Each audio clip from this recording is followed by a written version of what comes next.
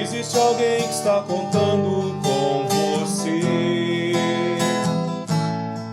que vai roubar a sua juventude e convencê-lo a vencer.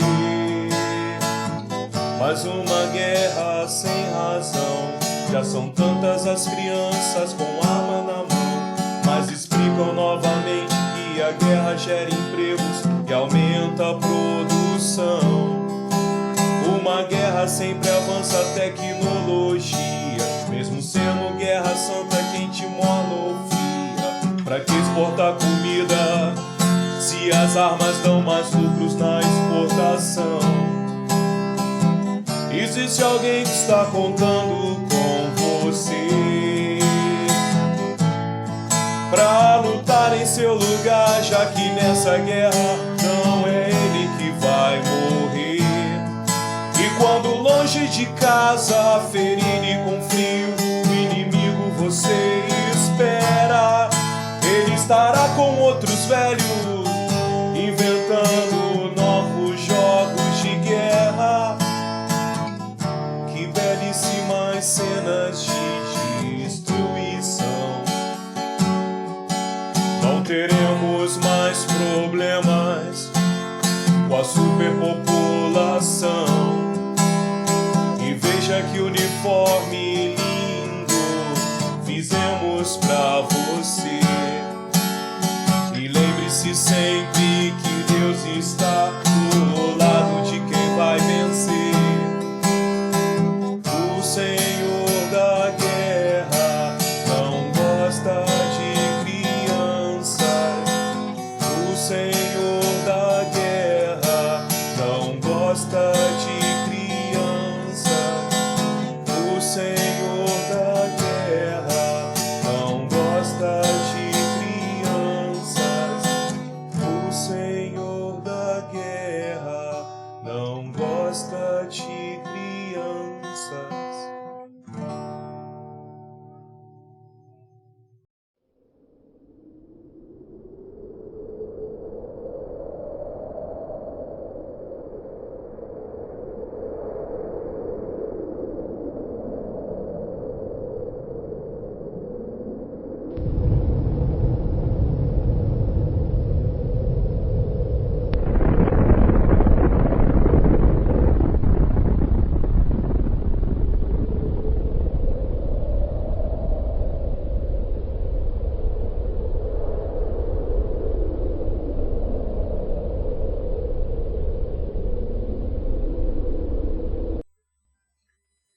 E aí, galera que tá saindo na caixa junto conosco aí, boa tarde se for de tarde, bom dia se for de dia, e você entendeu o que eu quis dizer, né? Hoje vamos estar falando de um tema assim, meio denso, mas alguém tem que falar algo, né? Tá vendo quer dizer, muita gente tem falado coisas, mas eu tenho percebido que a galera no geral tá muito confusa, porque cada um diz uma coisa. Então eu vou tentar não deixá-los mais confusos, mas trazer um pouco de elucidação para vocês sobre esse tema aí da Guerra de Israel, trazer um pouco de princípio histórico do porquê dessa guerra, e trazer também uma visão profética, né? Que eu sou como todo bom herege, tem que ter um profetismo envolvido também. Então, galera, eu vou ler um texto aqui, depois vai ter a vinhetinha de costume, e vamos falar sobre o conflito lá em Israel. Eu vou ler um texto aqui que eu acho muito pertinente, que é Mateus 24. Jesus saiu do templo e, enquanto caminhava, seus discípulos aproximaram-se dele para lhe mostrar as construções do templo. Vocês estão vendo tudo isto? Perguntou ele. Eu lhes garanto que não ficará aqui pedra sobre pedra. Serão todas derrubadas. Tendo Jesus se assentado no Monte das Oliveiras, os discípulos dirigiram-se a ele, em particular, e disseram: Dize-nos quando acontecerão essas coisas, e qual será o sinal da tua vinda e do final dos tempos. Jesus respondeu: Cuidado que ninguém os engane. Muitos virão em meu nome, dizendo: Eu sou o Cristo, e enganarão a muitos. Vocês ouvirão falar de guerras e rumores de guerras, mas não tenham medo. É necessário que tais coisas aconteçam, mas ainda não é o fim. Nação se levantará contra nação e reino contra reino, haverá fomes e terremotos em vários lugares. Tudo isso será o início das dores. Todos eles se entregarão para serem perseguidos e condenados à morte. E vocês serão odiados por todas as nações por minha causa. Naquele tempo, muitos ficarão escandalizados, trairão e odiarão uns aos outros. E numerosos falsos profetas surgirão e enganarão a muitos. Devido ao aumento da maldade, o amor de muitos esfriará. Mas aquele que perseverar até o fim será salvo. E este evangelho do reino será pregado em todo o mundo, como testemunha a todas as nações, e então virá o fim. Amém? Depois da vinheta aí, vamos falar desse texto.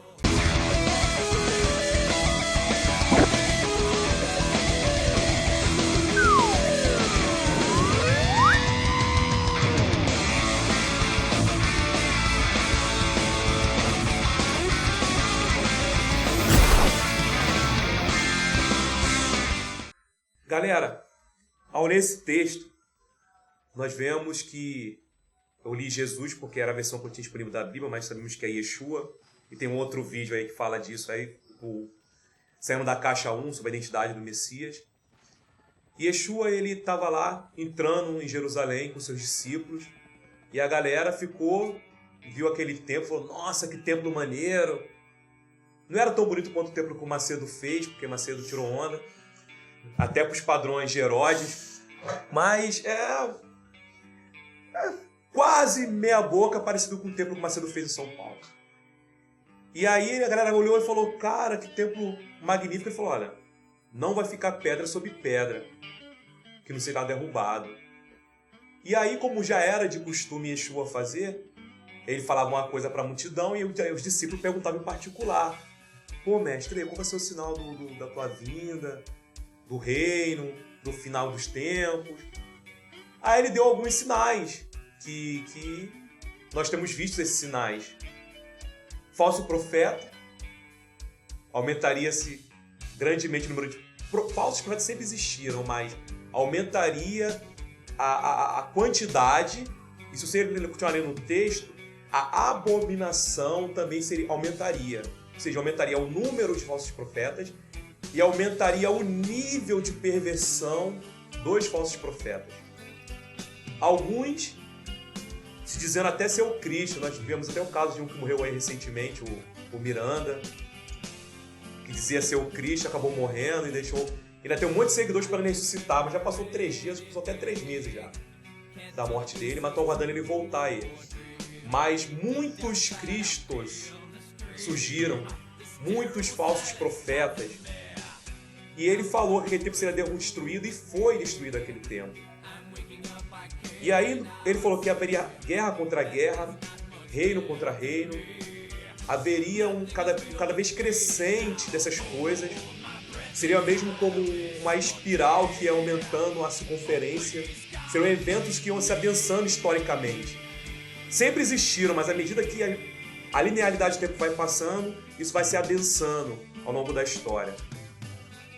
E nós vemos que Israel, como relógio de Deus para todas as nações, porque querendo ou não querendo, Israel é um sinal e símbolo para todas as nações da Terra. Desde o tempo que Yeshua morreu, ressuscitou e teve a destruição de Jerusalém, ele vem sofrendo ciclos e ciclos de perseguições contínuas. Nós vemos que no período antes de Yeshua vir à Terra, Israel já tinha tido problema com todos aqueles vizinhos. Posterior a Yeshua, teve a dominação romana, a destruição do templo, a primeira diaspora, mas depois daquilo ali, teve perseguição do Império Turco-Otomano, teve perseguição na Europa pelos espanhóis, teve perseguição na própria terra pelos árabes posterior ao Império Turco-Otomano. E uma vez chegando na Europa, teve perseguição em toda a Idade Média e até pela Reforma Protestante. Se você ler os escritos de Lutero, Lutero falava que bem-aventurado era aquele que tomava o comércio e espancava o judeu, e que os judeus deviam ser mortos porque eram todos mentirosos. Lutero, o São Lutero dos crentes. Então não estou desqualificando Lutero, que ele foi instrumento de Deus para a reforma, mas ele também ele era fruto de um meio, de um catolicismo que era muito antissemitista. Então até no berço da reforma havia esse sentimento de aversão ao judaísmo, de aversão ao povo judeu. Então o povo judeu ele sempre foi muito perseguido. E aí a maior perseguição que nós temos foi aquele Holocausto, que todo mundo conhece, ou que eu não deveria conhecer. E eu estou só dando um pano de fundo para a gente chegar até a situação onde nós estamos. Depois do Holocausto, foi permitido para as Nações Unidas que eles voltassem para sua terra. Para a terra que lá sempre existiram povos de origem judaica ali, mas foi permitido que a nação voltasse a ser um Estado. E aí, se não sabe distinguir Estado de nação, não posso fazer nada. Mas a nação de Israel voltou a ser um Estado. E a partir daí, as nações em volta de origem islâmica não aceitaram e chegamos no ponto em que nós estamos nesses conflitos. Estou aqui com o Bruno Pereira, meu amigão, o Antônio também, e vamos falar sobre essa guerra aí. Cada um tem visto da guerra, como você tem acompanhado, porque o Facebook passa o tempo inteiro imagens de crianças mortas dos dois lados e a Copa do Mundo no Brasil meio que ocultou essa guerra durante um tempo, porque ninguém estava em clima de saber de guerra, mas agora que a Copa acabou, as pessoas estão olhando e vendo que o negócio já está feio já pelo menos há uns 60 dias. Como é que vocês têm acompanhado a guerra e como é que vocês têm visto aí o Só Tem Dito? O pessoal em Israel, orar por Israel. Orar da parte histórica, da parte que está acontecendo lá, não deveria se importar, não. Cara, o problema é que existe uma herança cristã no Brasil onde dificilmente um cristão vai ser contrário a Israel. E outra coisa, eu acho interessante também, a gente tem visto muito na internet, né, nos meios televisivos e tudo, é que eles só mostram os ataques contra Israel. Eles não mostram nada que Israel fez contra os caras. Como se Israel só fosse vítima da guerra. Nós estamos quietos aqui no nosso canto, nós não levantamos nossa mão para nada, nós em momento algum revidamos. É isso que a mídia tem demonstrado. E é aquela história, as igrejas, como o Bruno falou, você disse, falando para Israel e pro outro lado, tem que vai orar. Não são humanos igual a nós, não são tão pecadores igual a gente. A grande questão é que, como eu já estava desenvolvendo, dificilmente os cristãos vão ser contrários a Israel. Isso é meio que uma hipocrisia, porque há vítimas dos dois lados. Crianças estão morrendo dos dois lados, inocentes estão sendo vitimados dos dois lados. Mas nós temos que nos atentar para uma questão. Israel, ele é o povo mais antigo naquela região. As bombas aí explodindo. Então, Israel, o povo original daquela terra, que era de origem de uma região próxima à Grécia e também de uma região ali perto da extinta Fenícia, quem ocupava aquela região ali, aquele povo não existe mais, aquele povo não era de origem semita. Era de uma origem parecida com a origem daquelas ilhas gregas ali, daquela região ali. Então, aquele povo que o Eterno falou para Israel chegar e ocupar a terra, aquele povo que lá está não existe. Então, ao se falar de um povo da Palestina, não existe um povo da Palestina. Existe uma ocupação posterior de Israel. Aqueles povos da Palestina ali sumiram, foram diluídos entre as outras nações. E o povo árabe, que eram nômades, também a partir da religião islâmica criaram uma identidade conjunta. e começaram a morar ali, mas também chegaram depois de Israel, séculos depois de Israel. Então o que nós vemos ali é Israel cercado por nações islâmicas, e as nações islâmicas fez o Estado de Israel. Então seria basicamente se nós aqui na América Latina tivéssemos o Brasil cercado de vizinhos e no próprio território nacional brasileiro houvesse pessoas de origem argentina, uruguaia, que quisessem uma parte do nosso território, apesar de ter nações em volta da sua própria cultura. E não importa o quanto Israel ceda de território, eu não creio que exista uma intenção dos grupos islâmicos em estabelecer paz, por mais que Israel ceda território. Então, é uma situação muito delicada mesmo, onde nós vemos que de ambos os lados estão havendo perdas, está tendo muito mais baixas civis do lado da Palestina, dos árabes, também porque Israel tem lugares claramente militarizados, enquanto que a milícia do Hamas ela é basicamente uma milícia urbana, se camufla perto de civis, então não tem como atacá-los e não correr o risco de atingir alvos não militares. Eu só quero dizer que tudo isso, cara, é um sinal. É um sinal de que nós estamos nos aproximando de um momento crucial na história humana e de que, infelizmente, por mais que orar pela paz seja a nossa obrigação, só haverá paz quando o príncipe da paz se manifestar. Eu acho que a nossa oração por paz em Israel, a nossa oração por justiça no Brasil, passa por orarmos pela vinda do reino. É a vinda do reino que vai trazer a paz e a justiça. É o Melquisedeque, é o rei de justiça da cidade que se chama Paz, que trará isso para o Brasil, que trará isso para todas as nações da terra. E quando nós olhamos ali em Êxodo, quando Moisés teve um encontro com o Eterno, você fala, eu tenho visto atentamente a ação do meu povo e o seu clamor tem subido até mim. Eu vi até uma cena de uma criança que ela foi atingida e antes de morrer ela falou, vou contar tudo para Deus. E não tem como você ver ou saber de algo dessa natureza e não pensar naquelas almas debaixo do altar, para o Apocalipse, clamando, até quando, Senhor, ficaremos sem justiça? A justiça do Eterno ela vai vir, mas até que venha, o que Yeshua falou para os seus discípulos não é para ninguém ficar assustado, porque a tendência é que vai piorar e vai piorar muito. Aquela guerra ali, como já falei, ela não vai terminar até que o rei não venha, e a tendência é que ele vai só se intensificando. E isso é um despertamento para nós aqui no Brasil. É um despertamento para todas as nações. Porque quando as pessoas chegaram para Yeshua e falaram, olha, nós estamos entendendo, mestre.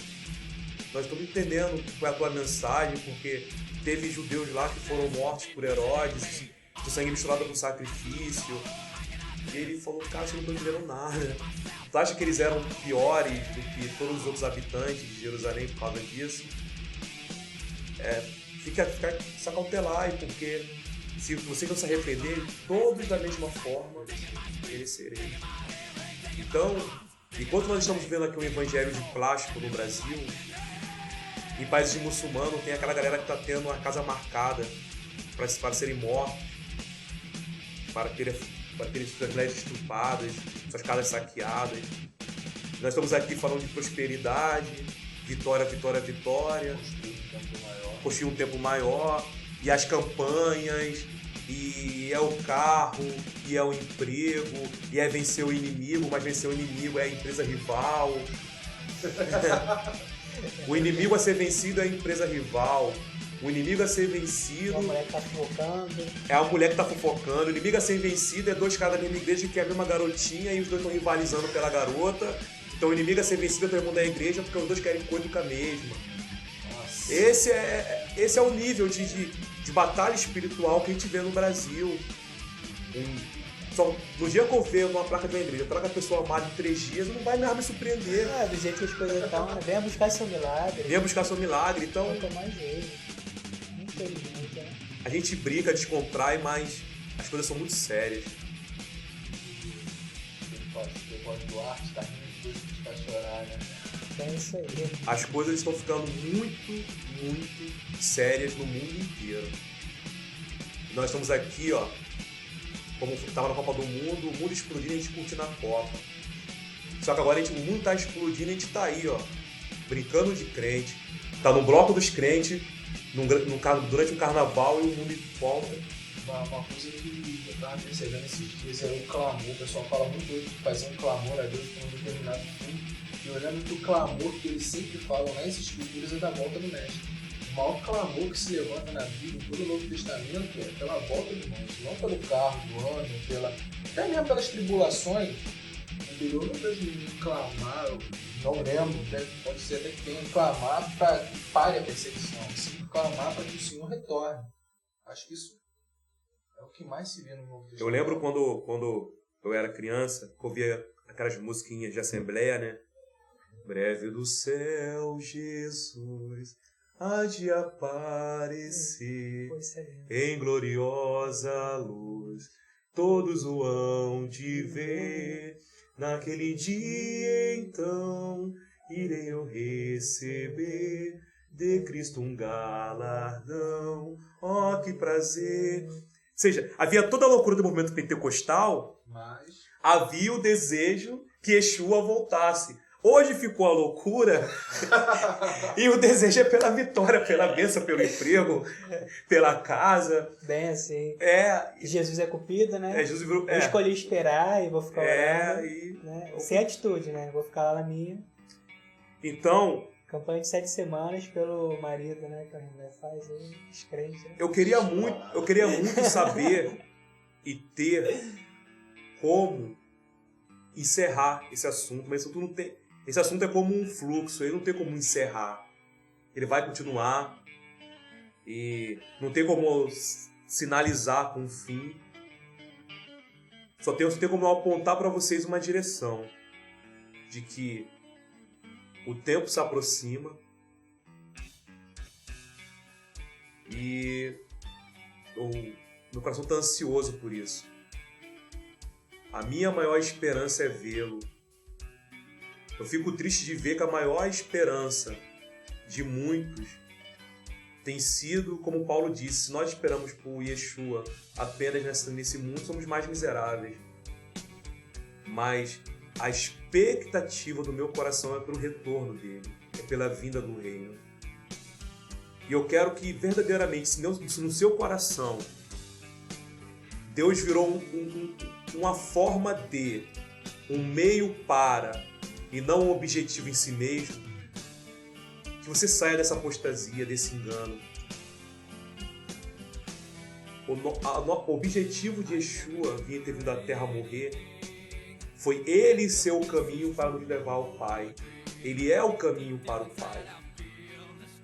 O Pai é a finalidade, o Pai é o fim do processo, é o venha o teu reino. Tudo isso que está acontecendo aí, cara, são sinais.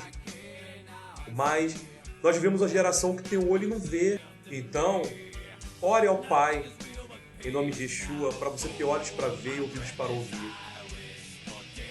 E ore sim para que venha a paz sobre Israel, mas ore da forma certa. Ore pedindo para que o reino venha. Ore pedindo para que o príncipe da paz exerça o seu governo sobre a terra. E eu creio que nesses dias, assim como foi no Egito, que o Eterno ouviu o clamor até que se completou, nosso clamor está subindo, essa taxa está sendo enchida. Então nós vamos encerrar aqui de uma forma que a gente não costuma encerrar. Vamos encerrar orando para que o reino venha. E para vocês aí um abraço. Desculpa se hoje eu não tô tão solto, alegre como de costume, é que meu coração tá denso, meu coração tá pesado, porque eu sinto que alguma coisa está sendo gerada, alguma coisa está chegando sim, o momento das dores de parto se intensificarem, e eu sinto em mim uma gravidade do momento histórico que nós estamos e de para onde nós estamos caminhando. Então vamos orar. Bruno, pode orar por nós aí. Pai, tudo que temos, és a razão da existência. E tudo está debaixo do seu domínio, sempre esteve. O maior clamor aqui sempre será a vinda do Príncipe da Paz. O reino que vai durar para sempre, verdadeiro. E que a gente possa estar sempre se posicionando da maneira que o teu coração deseja. Porque eu creio que nós temos a vontade, não só nós aqui, mas todos têm a vontade de estar alinhados com os seus sonhos. Traga eles, revele esses sonhos, revela a tua vontade cada dia mais, dê força, poupe aqueles que precisam, Senhor. Porque como por exemplo, nós vivemos aqui um evangelho de plástico, um evangelho descartável, uma vida de qualquer maneira. E só o Senhor pode mudar essa história. Venha, Senhor. Vem, Senhor. Não tarde, porque nosso coração está desesperado. O mundo está desesperado. As almas estão clamando. E o Senhor é a saída, o Senhor é a solução, o Senhor é o caminho. Se revele, cumpra os teus propósitos, a começar de nós. Se tiver que mudar, comece de nós. Traga o teu reino com poder. Traga, Senhor, se manifeste. Coloque o seu nome nas alturas. A partir de nós. Que o Senhor possa estar cuidando das nossas vidas. Que o Senhor possa estar nos protegendo daquilo que realmente nos afasta desse caminho. Que o Senhor possa estar tomando as nações, Senhor. Que o Senhor possa estar olhando para Israel. Que o Senhor possa estar olhando para aquelas famílias que estão lá vivendo aquele conflito, Senhor. Os seus sinais estão acontecendo e nós precisamos todos estar posicionados, olhando para o céu, olhando para frente e esperando em Ti. Coloca dentro de nós, Senhor, o desejo que é necessário. Esteja dentro de nós, Senhor. É isso que eu te peço e te agradeço, em nome de Jesus. O sétimo anjo tocou a sua trombeta, e ouvi altas vozes no céu que diziam: o reino do mundo se tornou do Senhor e do seu ungido, e ele reinará para todo sempre. E os 24 anciãos que estavam sentados em seus tronos diante de Deus prostraram-se sobre seus rostos e adoraram a Deus. Hashem shomrecha, Hashem tzilcha, al yad yeminecha. Yomam hashemesh lo yakeka veyareach balayla.